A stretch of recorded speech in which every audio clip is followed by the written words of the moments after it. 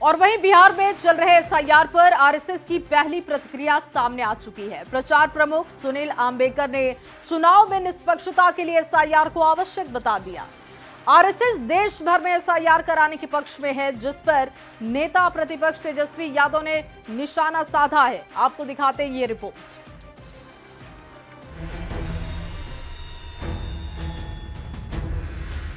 ये बहुत ही अच्छा कदम है और आगे बढ़ना चाहिए। इतना अच्छा प्रैक्टिस किया है कि जिंदा को मार दिया, मरे हुए को जिंदा कर दिया। इतना अच्छा प्रैक्टिस होता है क्या? बिहार विधानसभा चुनाव से पहले हुए वोटर लिस्ट रिवीजन पर एक बार फिर से सियासत गर्मा गई है। जिस एसआईआर को विपक्ष ने या खासकर राहुल गांधी और तेजस्वी ने सबसे बड़ा चुनावी मुद्दा बनाने की कोशिश की, उस अभियान को निर्वाचन आयोग अब देश भर में शुरू करने की प्लानिंग कर रहा है।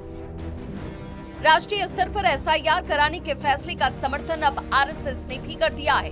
राष्ट्रीय स्वयंसेवक संघ के प्रचार प्रमुख सुनील आम्बेकर ने एक प्रेस कॉन्फ्रेंस में एसआईआर को बेहद जरूरी बताया ताकि चुनाव की निष्पक्षता बनी रहे।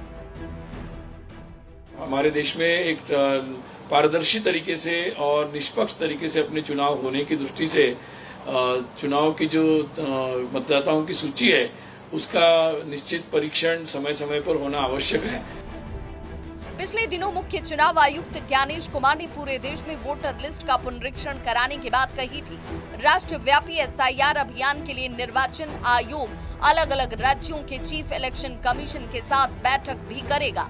10 सितंबर को एसआईआर पर होने वाली अहम बैठक से ठीक 2 दिन पहले आरएसएस के प्रचार प्रमुख सुनील आम्बेकर ने मतदाता सूची के विशेष गहन पुनरीक्षण पर संघ का रुख स्पष्ट कर दिया है। चुनाव आयोग की ये पहल स्वागत योग्य है और ये मुझे लगता है बहुत ही पारदर्शी है। इसके संदर्भ में जिनकी भी कोई कंप्लेंट हो या कोई किसी का नाम हट गया हो तो उसके लिए भी पूरी एक व्यवस्था है। अखिल भारतीय समन्वय बैठक के बाद सुनील आम्बेकर ने एसआईआर के साथ साथ घुसपैठ और धर्मांतरण के मुद्दे को भी उठाया। तेजी से बदलती डेमोग्राफी और हिंदुओं की सुरक्षा पर चिंता व्यक्त की।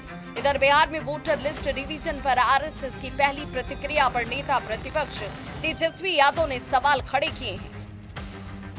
तेजस्वी ने तंज कसते हुए कहा कि चुनाव आयोग का एसआईआर कितना संदेहास्पद है कि जिंदा लोगों को भी ड्राफ्ट वोटर लिस्ट में मरा हुआ साबित किया जा रहा है। इलेक्शन कमीशन कैसे काम किया है बिहार में, इतना अच्छा प्रैक्टिस किया है कि जिंदा को मार दिया, मरे हुए को जिंदा कर दिया। इतना अच्छा प्रैक्टिस होता है क्या? एक ओर बिहार में विपक्ष निर्वाचन आयोग की कार्यशैली पर सवाल खड़े कर रहा है तो दूसरी ओर आरएसएस राष्ट्रीय स्तर पर एसआईआर का समर्थन कर रहा है। बिहार चुनाव की तैयारियों के बीच चुनाव आयोग देश भर में वोटर लिस्ट रिवीजन अभियान को शुरू करने की बात कह रहा है। आरएसएस के समर्थन के बाद अब ये देखना होगा कि बिहार चुनाव में विपक्ष का मुद्दा कारगर साबित होता है या कमजोर। पटना संवाददाता अमित कुमार के साथ ब्यूरो रिपोर्ट न्यूज़ 18। और वहीं झारखंड में मतदाता सूची के रिवीजन पर हलचल मची है। 10 सितंबर की चुनाव आयोग की बैठक से पहले सियासत का गरमाना बताता है कि ये झारखंड में आसान नहीं होगा। बीजेपी इसे फर्जी मतदाताओं को हटाने से जोड़कर देख रही है, तो वहीं जेएमएम और कांग्रेस इसे सिर्फ वोट चोरी की चाल बता रही है।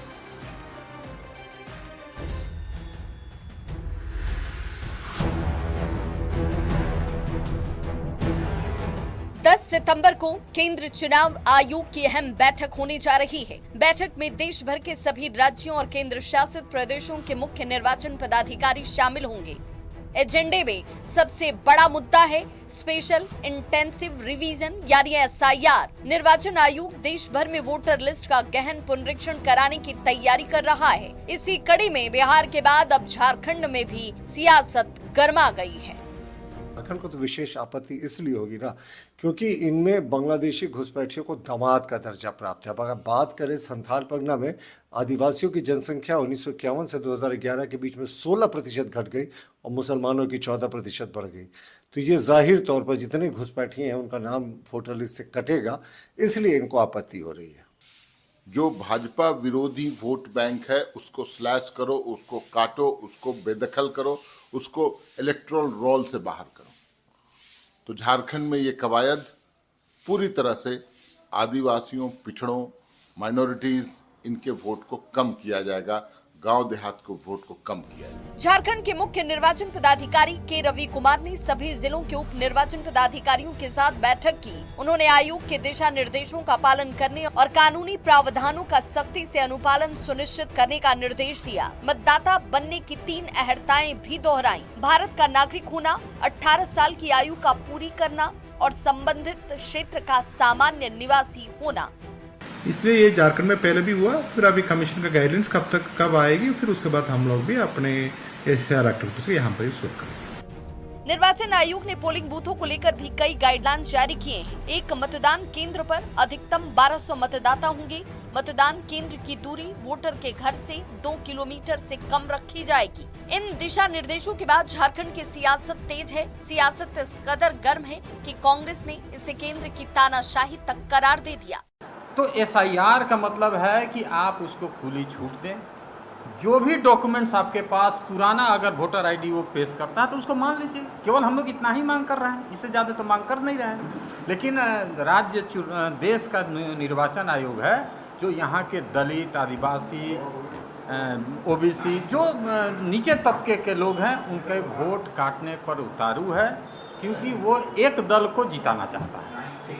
हालांकि झारखंड में SIR को लेकर निर्वाचन आयोग ने अभी कोई औपचारिक आदेश तो जारी नहीं किया है, लेकिन 10 सितंबर की बैठक के ऐलान के बाद सरगर्मी तेज है। गौर करने वाली बात ये कि आयोग 1 जनवरी 2026 से पूरे देश में SIR को लागू कर सकता है। अब सबकी निगाहें इस बैठक और झारखंड में वोटर लिस्ट रिवीजन पर टिकी हैं। रांची संवाददाता गौरव झा के साथ ब्यूरो रिपोर्ट न्यूज़ 18। देखिए, बिहार में मतदाता सूची के स्पेशल इंटेंसिव रिवीजन यानी कि SIR की प्रक्रिया पहले से चल रही है और अब चुनाव आयोग इसे पूरे देश भर में लागू करने की तैयारी में है। सूत्रों के मुताबिक 10 सितंबर को चुनाव आयोग देश भर के मुख्य चुनाव अधिकारियों के साथ बैठक करेगा, जिसमें राज्यों की तैयारियों का प्रेजेंटेशन देखा जाएगा और उसके बाद पूरे देश में SIR लागू करने का ऐलान भी हो सकता है।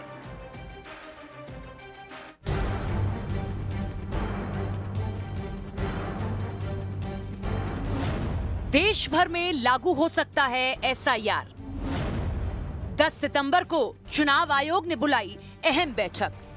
बिहार में लागू हुए स्पेशल इंटेंसिव रिवीजन यानी SIR के बाद अब चुनाव आयोग पूरे देश भर में इसे एक साथ लागू करने जा रहा है। चुनाव आयोग के सूत्रों के मुताबिक 10 सितंबर को चुनाव आयोग देश भर के मुख्य चुनाव अधिकारियों के साथ बैठक करेगा, जिसमें पावर पॉइंट प्रेजेंटेशन के जरिए मतदाता सूची में स्पेशल इंटेंसिव रिवीजन की तैयारियों की समीक्षा होगी। माना जा रहा है कि 10 सितंबर के बाद इसी महीने देश भर में SIR का ऑर्डर जारी कर दिया जाएगा। विपक्ष के विरोध के बीच चुनाव आयोग ने बार बार दोहराया कि मतदाता सूची को शुद्ध करना चुनाव आयोग का मकसद है। अब चुनाव आयोग की तरफ से जो हमें संकेत मिले हैं वो बताते हैं कि पूरे देश में एक साथ SIR लागू होगा। हालांकि अभी तिथियां तय नहीं की गई हैं, लेकिन 10 सितंबर को दिल्ली में एक बड़ी बैठक है और इस बैठक की समीक्षा के बाद चुनाव आयोग ये तय करेगा कि आखिर पूरे देश में एक साथ SIR कब लागू किया जाए। बिहार में SIR लागू होने के बाद अब चुनाव आयोग ने इसे देश के बाकी राज्यों और केंद्र शासित प्रदेशों में भी एक साथ लागू करने का फैसला किया है। दिल्ली में 10 सितंबर को होने वाली इस बैठक में मुख्य चुनाव आयुक्त, दोनों चुनाव आयुक्त और आयोग के वरिष्ठ अधिकारी शामिल होंगे। 24 जून को बिहार के लिए जारी अपने आदेश में ही आयोग ने साफ किया था कि SIR पूरे देश में लागू किया जाएगा।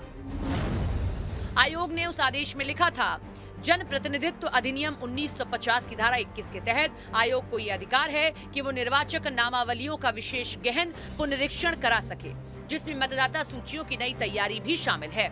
इसलिए आयोग ने निर्णय लिया है कि पूरे देश में SIR शुरू किया जाए। हालांकि बिहार में विधानसभा चुनाव को देखते हुए वहां SIR पहले लागू होगा और शेष राज्यों के लिए अलग से समय सारणी जारी की जाएगी। बिहार में फिलहाल SIR की प्रक्रिया जारी है, जो 30 सितंबर तक पूरी होगी। बिहार में विपक्ष इस प्रक्रिया का विरोध करता रहा है, लेकिन जब पूरे देश में SIR लागू होने जा रहा है तो विपक्षी नेताओं ने कहा कि वो प्रक्रिया के तरीके के विरोधी हैं, SIR के नहीं। SIR का हम लोगों ने कभी विरोध नहीं किया। SIR का जो प्रोसेस अपनाया गया, जो प्रोसीजर अपनाया गया, उस पर आपत्ति है। जिस तरह के जो दस्तावेज़ की मांग रखी गई उस पर भी लोगों का एतराज़ था कि आम आदमी, गरीब आदमी, मजदूर जो मजदूरी करता है, जो पलायन करके दूसरे राज्यों में जाके काम कर रहा है, वो कहाँ से वो दस्तावेज लाएगा और कैसे आकर वो अपना उस बात को उसकी तस्दीक करेगा। तो हमारा उससे कोई फ़र्क नहीं पड़ता है कि सारे देश में अगर इलेक्शन कमीशन कराना चाहता है तो कराए, लेकिन उसका प्रोसीजर ऐसा रखना चाहिए कि जलवी लोगों का नाम ना कटे। सबसे बड़ी बात है कि जो हमने चिंताएं दी थी, जिस पर सर्वोच्च न्यायालय की भी मुहर लगी, दस्तावेज को लेकर के जो हठधर्मिता थी, जो अहंकार की भावना थी, जो सुनने की प्रवृत्ति बिल्कुल खारिज सी कर गई थी, उसमें बदलाव आया है। हमारी इस SIR से कभी विरोध नहीं रहा, ये गैर पारदर्शी तरीके से हमारा विरोध रहा और मुझे उम्मीद है कि तमाम स्टेक होल्डर से बात करके ही ये कार्रवाई होनी चाहिए। वहीं एनडीए के नेताओं का कहना है कि SIR से देश भर में मतदाता सूचियों को सही करने और पारदर्शी बनाने में मदद मिलेगी। SIR प्रक्रिया को सुप्रीम कोर्ट अपनी स्वीकृति दे चुका है। ये कोई बेफिजूल की कार्रवाई नहीं है जिसको लेकर के पॉलिटिकल पार्टीज ने हंगामा किया था। अब बंगाल में चुनाव है, फिर आसाम में चुनाव है, तो जो गैर भाजपाई सरकारें हैं, गैर एनडीए सरकारें हैं, वो अपनी संभावित पराजय को देखते हुए इसका विरोध कर रही हैं, इसमें कमियां खामियां निकाल रही हैं। इतना हम भी कहना चाहते हैं कि चुनाव आयोग को पारदर्शी दिखना चाहिए और विपक्षी दलों की जो आपत्तियां हैं उनको रिजोल्व भी करने का प्रयास करना चाहिए और संपूर्ण देश में SIR होगा, ये तो चुनाव आयोग पहले स्वीकार कर चुका है और सुप्रीम कोर्ट की इस पर मोहर है। हालांकि चुनाव आयोग ने आधिकारिक तौर पर अभी ये ऐलान नहीं किया है कि पूरे देश में SIR कब से लागू होगा, लेकिन ऐसा माना जा रहा है कि इसकी घोषणा सितंबर में ही कर दी जाएगी।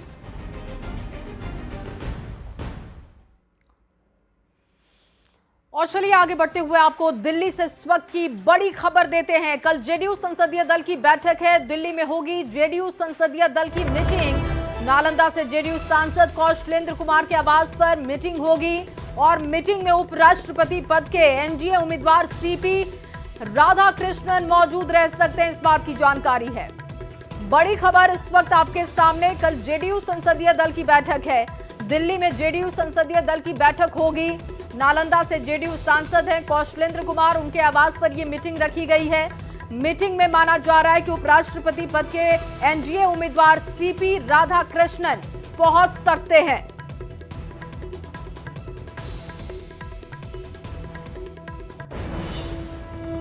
फिलहाल इस बुलेटिन में बस इतना ही। आप बने रहिए News 18 बिहार झारखंड के साथ।